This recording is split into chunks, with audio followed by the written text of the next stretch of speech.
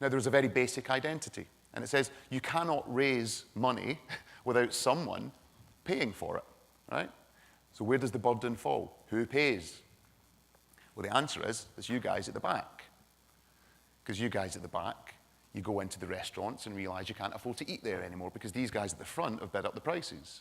And then you go into a clothes shop and you can't actually buy the suits that you used to buy because these guys have bid up all the prices. And you might try and buy a new house, and you find that actually you can't afford to buy the new house because these guys have outbid you. They're already there, right? So what do you say? You say, well, hang on, this isn't right. This isn't fair. You know, I haven't done anything wrong. Who do you blame? You can see that something's wrong. You can see that there's an enemy, but you don't know who the enemy is. So who do you blame? Well, the answer is you blame the guys at the front, right? Because they're the guys in the swanky houses. They're the guys in the restaurant. They're the guys whose kids are in the good schools.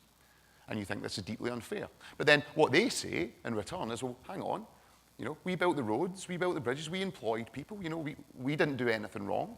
And there is some legitimacy to this as well. So they don't like you very much for being so rude to them. So here we are. We've redistributed the wealth arbitrarily, right? And we've done so in a way that turns you guys against each other.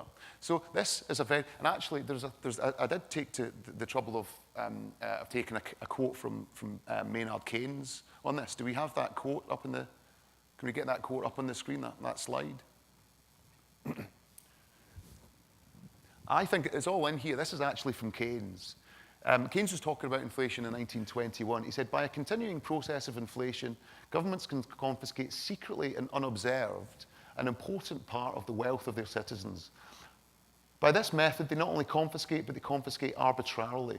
And while the process impoverishes many, it actually enriches some. Those to whom the system brings windfalls become profiteers who are the object of the hatred. The process of wealth getting degenerates into a gamble and a lottery. Lenin was certainly right. There is no subtler, no surer means of overturning the existing basis of society than to debauch the currency. The process engages all the hidden forces of economic law on the side of destruction, and it does it in a manner which not one man in a million is able to diagnose.